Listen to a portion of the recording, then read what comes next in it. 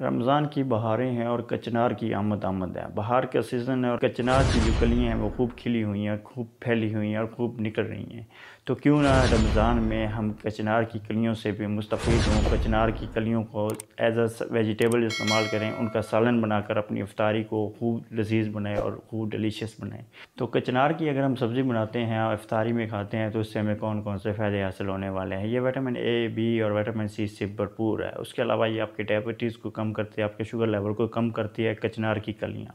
ये आपके जिस्म के लिए बहुत ज़्यादा फ़ायदेमंद है, आपके मैदा को तक़वियत बख्शती है। उसके अलावा ये सालों से जो है तिब्बे यूनानी में भी इस्तेमाल हो रही है। आपके ब्लड को प्योरीफाई करता है, आपके खून को साफ़ करता है, आपके बवासीर का ख़त्मा करता है, आपकी जल्द की बीमारियों को ट्रीट करता है। कचनार की सब्ज़ी, कचनार का सालन आपको फोड़े फिंसियों से निजात देता है। जल्द के अमराज में ये फोड़े फिंसियाँ भी शामिल है। फोड़े फिंसियों से आपको निजात देता है, आपके जिगर को अच्छा करता है, डिटॉक्सिफाई करता है, उसमें से फासिद मादों को निकालती है कचनार की सब्ज़ी, कचनार का सालन।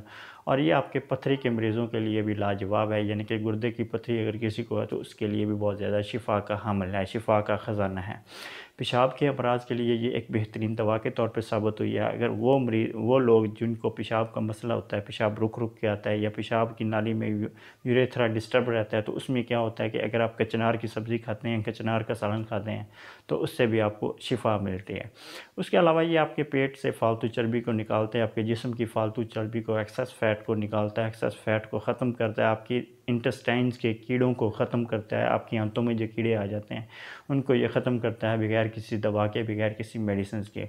उसके अलावा ये आपको पेचिश वगैरह में और डायबिटीज़ के लिए भी बहुत ज़्यादा फ़ायदेमंद है, आपको डायबिटीज़ से क्योर करती है, आपको जनाब खांसी से भी निजात देता है। हर के सीज़न में और रमज़ान के महीने में कचनार की कलियों को तोड़ते हैं, उनको साफ़ करके फूल उतार के उनको अगर सब्ज़ी बनाकर खाते हैं तो आपको बहुत ज़्यादा, एक तो ये आपकी इफ्तारी पुरफ़ितर होगी, दूसरा ये आपको मेडिसिनल इंपॉर्टेंस भी हासिल होगी। और कचनार की कलियों को कीमे में या चिकन में इस्तेमाल करें, चिकन में पका कर खाएँ, बजाय ये कि वो गिर कर आपके पाँव के नीचे आएँ और ज़ाया हों।